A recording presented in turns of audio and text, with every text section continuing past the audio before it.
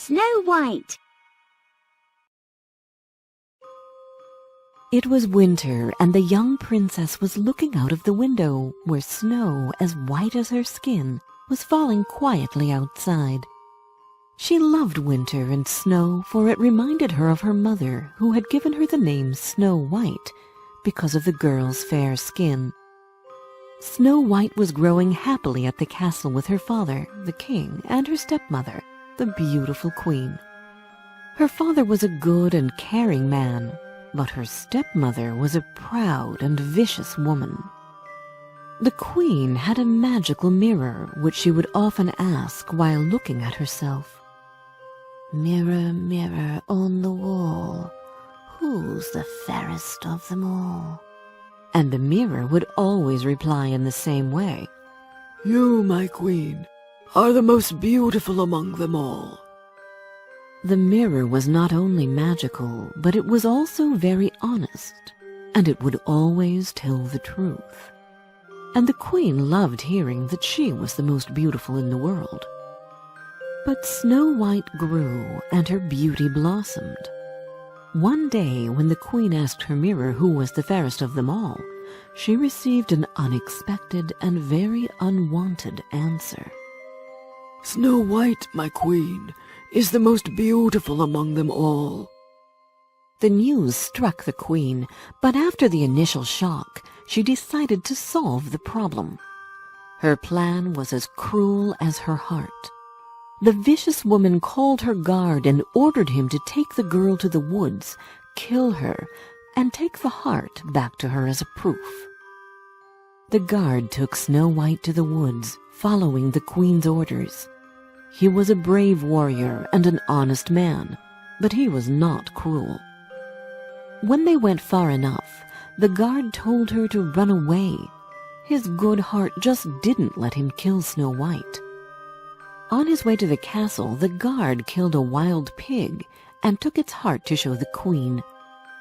Happy to hear that Snow White was dead, she hurried to her mirror and asked, "Mirror, mirror on the wall, who's the fairest of them all?" "Snow White, my queen, is the loveliest among them all." Saying that, the mirror showed Her Majesty that the girl was still alive. That Snow White's stepmother was vain and vicious was well known. However, no one knew that the queen was capable of certain magic, too. So when she heard the news, she waited no more, but decided to kill Snow White on her own. At the time, Snow White wandered alone in the woods until she came to a small cottage. It looked so unreal with its tiny windows and small door and chimney. "I wonder who lives there," Snow White said to herself, and entered the house. Inside, everything was just as small as the house itself. The table was set for 7 people, and Snow White was hungry. Therefore, she decided to have a bite of each meal and a sip of each cup, so that she didn't leave anyone without a meal. When she was done eating, Snow White went to the bedroom and tried a couple of beds before she fell asleep on one of them. It was not long before the house owners got home. They were 7 dwarves who worked in the mines every day. What a surprise it was for them to find someone entered their house and was now sleeping on one of the beds. The dwarves let her sleep. When she woke up, Snow White told them her story. When they heard all that she had to tell, the dwarves gathered for a meeting. They decided to let her stay and live with them. The next day they left for work and warned Snow White to be very careful and not to open the door to strangers. At that time, the queen had been preparing the next evil plan to kill Snow White. She dressed herself as an old woman, took a poisonous apple which she had prepared herself, and set off to find Snow White. "Sweet apples I have, milady. Won't you buy some?" the queen asked Snow White when she found the dwarves' cottage. "My landlords told me not to open the door to strangers," the girl said. Oh, you needn't open the door. Here, try this big red apple, the queen said, and gave Snow White the apple.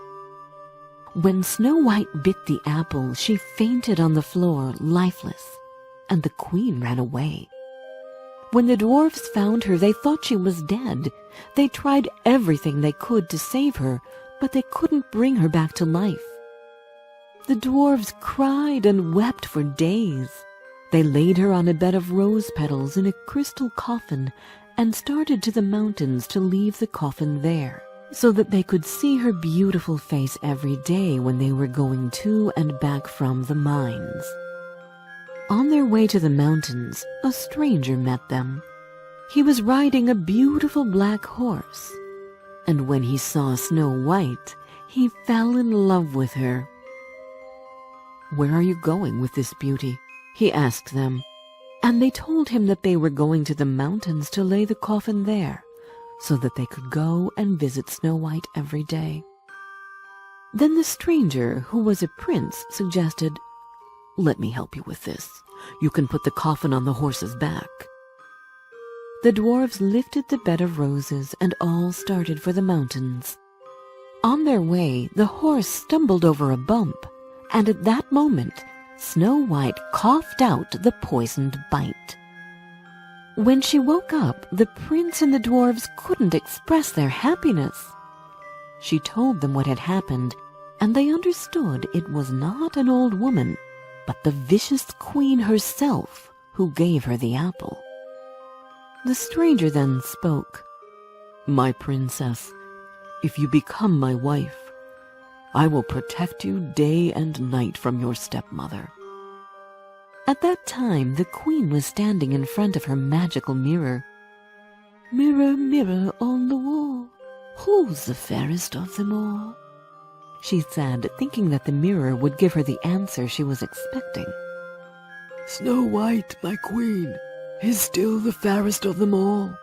She survived your poison, and she is getting married to a prince who saved her. The queen couldn't bear the news and died.